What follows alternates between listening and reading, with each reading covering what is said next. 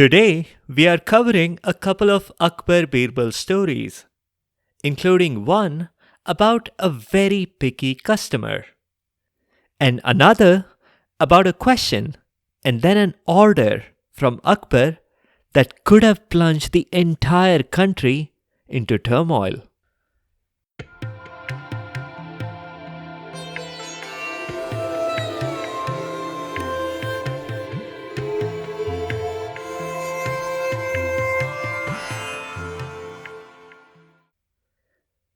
Welcome to Stories from India. This is a podcast that will take you on a journey through the rich mythology, folklore, and history of the Indian subcontinent. I am Narad Muni, the celestial storyteller and the original Time Lord. With my ability to travel through space and time, I can bring you fascinating stories from the past, the present, and the future.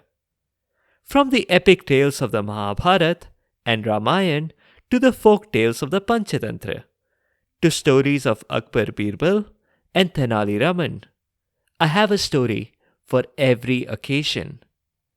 The purpose of the stories is neither to pass judgment nor to indoctrinate. My goal is only to share these stories with people who may not have heard them before, and to make them more entertaining for those who have. We have done a few Akbar-Birbal episodes before, but you need not have heard any of them, because each of these stories stands alone.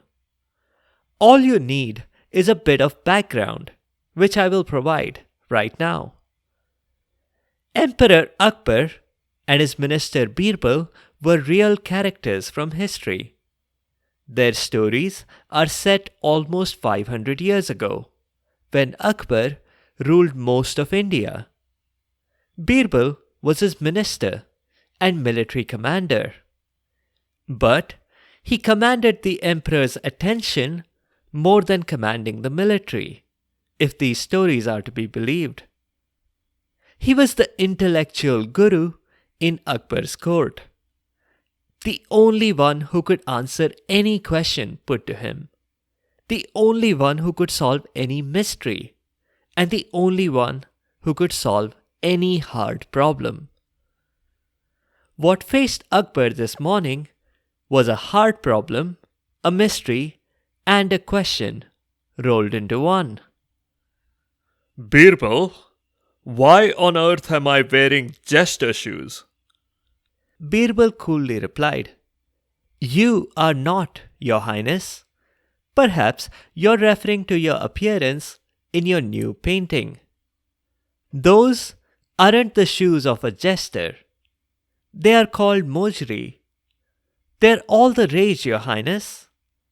The painter took a bit of artistic liberty and portrayed you in shoes that are definitely going to become the latest fashion all over the empire. Look, Birbal, I'm all for supporting the arts and all that. But why did he need to make the toes so pointy and curled up? It looks like I nicked those shoes from the Wicked Witch of the West. And why did he write the word Bata on the side of the shoes? Is that the painter's signature or something? No, Your Highness. It's the name of the shoe manufacturer. You know, Birbal, that rings a bell. Isn't there a chap called Jamshedji Bata or someone similar? If I recall, he did a lot of something or the other. Yes, Your Highness. Besides founding the Bata Shoe Company, he is also the founder of the Bata School of Painting. Well, Akbar said. I can't fault this painter for product placement.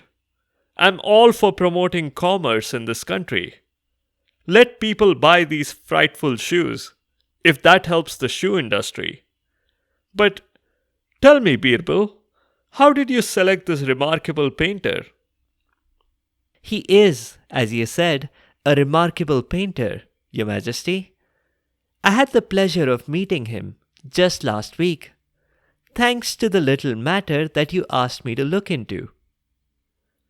Put like that, a naturally curious mind like Akbar's wanted details, and Birbal readily supplied them. The case had appeared before Birbal when Akbar's judiciary had given up on trying to solve it themselves.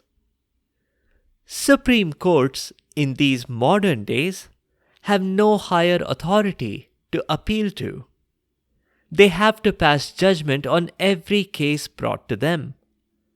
But in Akbar's time, the courts themselves had the option to redirect their toughest problems to Birbal when they were stuck. Birbal explained to Akbar that the case was between an unsatisfied customer and a service provider. There was a merchant in town called Dhurt.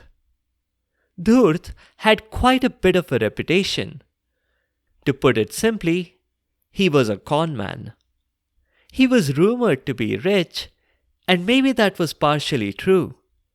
But it was a fact known to his banks and creditors that he never paid any of his bills. And whenever they challenged him to pay up, Dhurt's lawyers disputed every single charge over and over to the point where his creditors simply gave up. Rumor had it that Dhurt was considering running for president in a foreign land somewhere, where there seemed to be a great demand for unscrupulous businessmen like him. Anyway, one morning, Dhurt had showed up at the studio of this painter. The painter, whose name was Chitrakar, was fairly new to town, but he had already built a bit of a reputation himself. A reputation for excellence and for honesty. Just the kind that Dhurt was looking to swindle. The merchant asked for a painting of himself.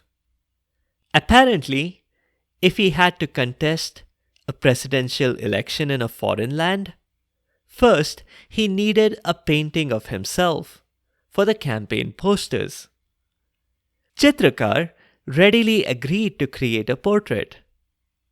Did Dhurt want to have a look at his portfolio first? He had a painting of Humayun playing an elephant like an accordion, and another of Babur arm wrestling with a lion. And if Dhurt wanted to see something even more wild and imaginary, Chitrakar had made a painting of an ivory white tomb right here in Agra, just by the banks of the Yamuna. Chitrakar was rather proud of it. The merchant seemed impressed by all of these. He would have settled for a mediocre artist, but Chitrakar was clearly a genius. So Dhurt gave the go-ahead. Chitrakar should have become suspicious when Dhurt didn't pay any attention to the artist's prices. But maybe the artist believed the merchant to be so rich that he could easily afford Chitrakar's fees.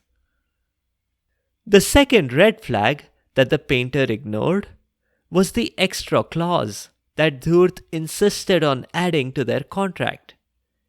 It seemed innocuous enough for the merchant to want the painting to exactly match his face. Chitrakar was comfortable with that. He was an expert at ultra-realistic paintings, so he thought he'd have no problems. In just one sitting, Chitrakar had captured the merchant's likeness. It was a fantastic effort, his very best, and it looked perfect. When Chitrakar's housekeeper came in the next morning, she even greeted the painting with a "Good morning, Mr. Dhurt. I didn't know you were here so early." Everyone who saw the painting marveled at how picture perfect it was. everyone except Dhurt. When he came to inspect the painting, he brought along a magnifying glass. It took him a long time to examine the painting, but then Dhurt finally said, "You failed. I'm not paying you 1 paisa for this." Chitrakar was shocked, and he refused to believe that the painting had any defects. That is, until Dhurt pointed out that there was a small mole on his right cheek that was missing from the painting. Chitrakar offered to add it, but Dhurt refused. The merchant said that if Chitrakar really wanted to make it up to him, he should paint a brand new painting. And this time, it had better match his features exactly. As for the one he had already painted, it was worthless now. But not to worry. Dhurt said he would do Chitrakar a big favor and take the painting and get rid of it for him. Dhurt said that at his home, he had extra large trash cans that the painting would fit in. So he claimed. Chitrakar agreed to make another painting.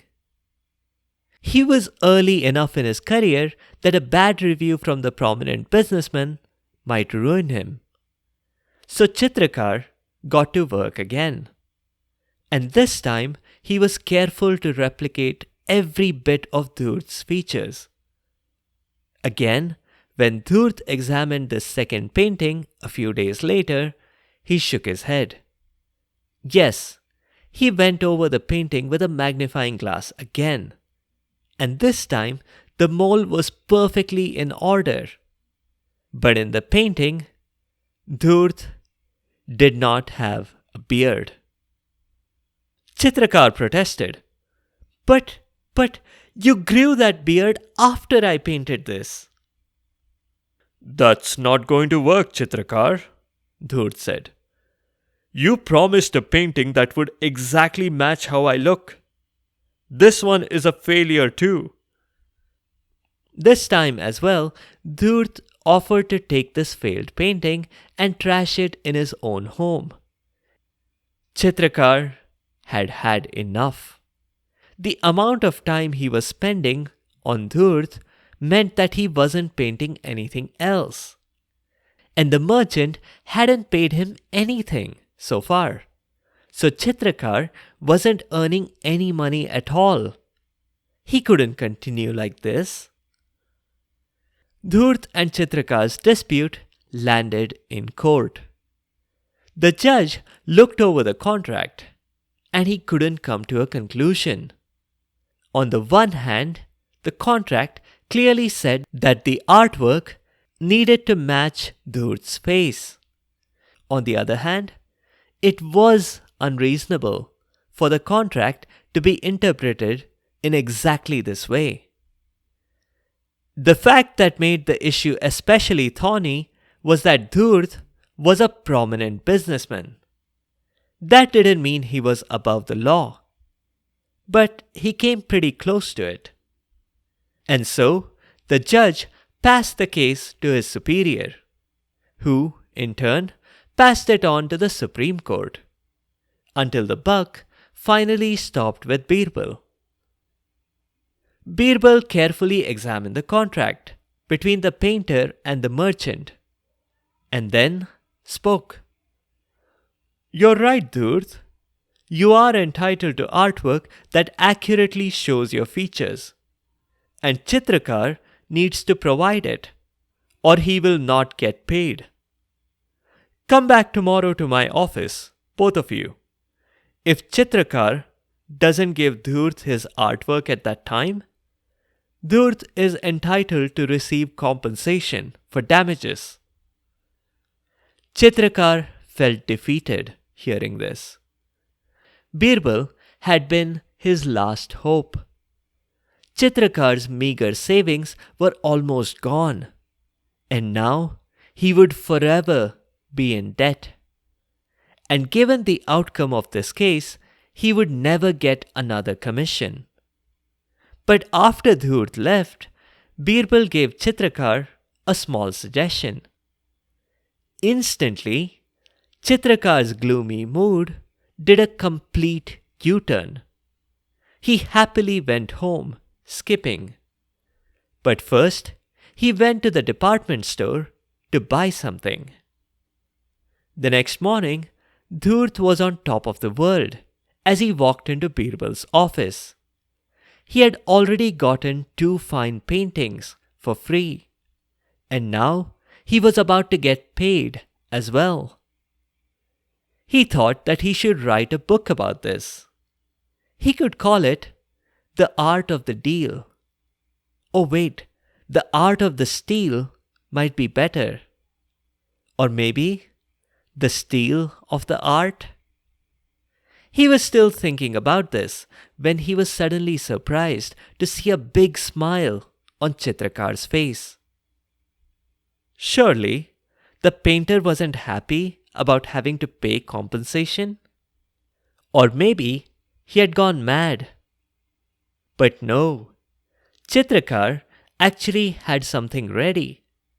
It was the size of a large painting, and it was nicely gift-wrapped.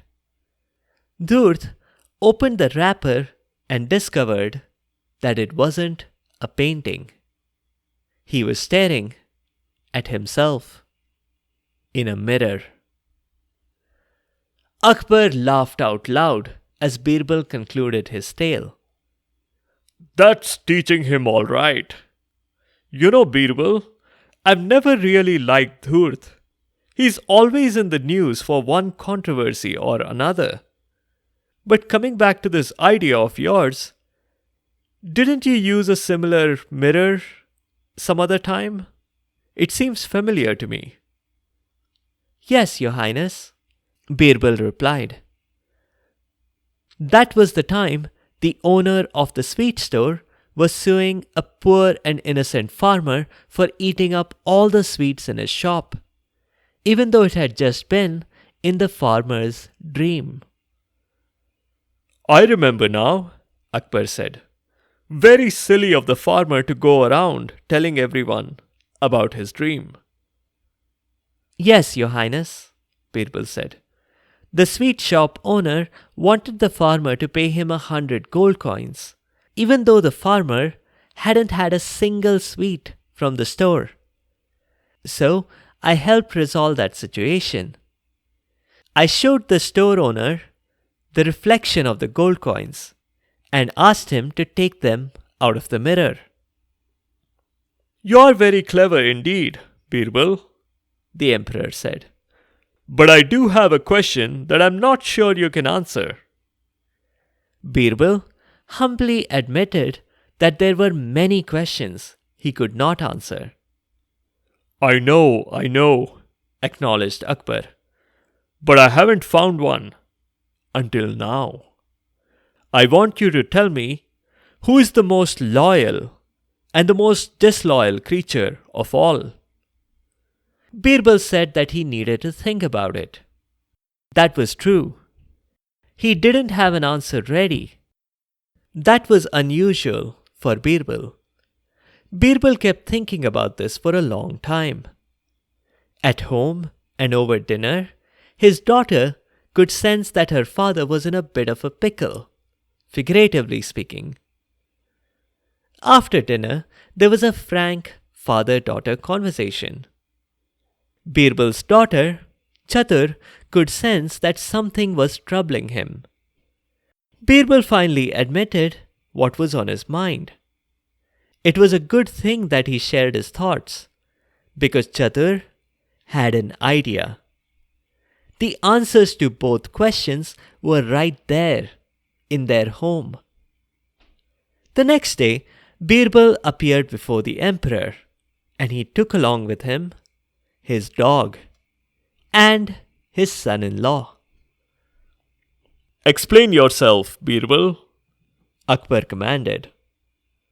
Certainly, Your Majesty, Birbal said. Dogs are the most loyal creatures on earth. I could curse this dog, ill-treat him. You'd better not be thinking about doing that, Birbal, The emperor interrupted. I know Tenali Raman ill-treated his dog, and I know there are some eerie similarities between you and him. But don't harm a poor innocent creature like that, under any circumstances. I'm not going to do that, Your Highness, Birbal said. And certainly not to this dog. I was merely illustrating that no matter the harm anyone commits to their dog, the dog stays loyal to them. It still comes back to its owner for food and for attention, and it protects them from strangers. This is unconditional loyalty, and you won't find anything better in anyone. Okay, that makes sense. And what about your son-in-law? Akbar asked. Your Highness, a son-in-law is the most disloyal creature. Take mine, for example. I've sheltered him under my roof. He's completely dependent on me for sustenance. And yet, he's the most ungrateful person I've met. Birbal's son-in-law was a little upset at hearing this. My dear father-in-law, I hope you do realize I'm right here, listening to every word you're saying. Akbar was the one who spoke. You're right, Birbal. He is disloyal. Guards, arrest Birbal's son-in-law and execute him. The executioner was in court. He often just sat on the sidelines, bored because no one said a thing about execution. He had hoped to execute either Dhurt or Chitrakar last week, but pity that the case ended peacefully. And now, hearing Akbar's words, he suddenly perked up his ears. And he began doing mental calculations on precisely what size axe might fit Birbal's son-in-law. He wanted to get it exactly right. Customer satisfaction was his priority, and he took it very seriously. The emperor's reaction wasn't the one Birbal hoped for, but it was the reaction he was nonetheless prepared for. Wait, Your Highness, my son-in-law is just an example, in just the way that my dog is an example of a more abstract concept. The executioner's hopes, which had risen dramatically, fell now, just as dramatically. He wouldn't get to execute this man, after all. This job was getting boring, without any excitement. Maybe he should move to Europe. The winters were harsh, but there was a lot of demand for executioners there. Akbar thought for a moment and said, In that case, Birbal, we should execute every son-in-law in this country. Not just your son-in-law. I'll ask my minister for population records to draw up a list. The executioner's spirits shot up again. He had expected one execution and now was going to get millions perhaps. What a lucky day! Birbal nodded in response to Akbar's suggestion. Your Highness, we don't need to go as far as the Minister for Population Records.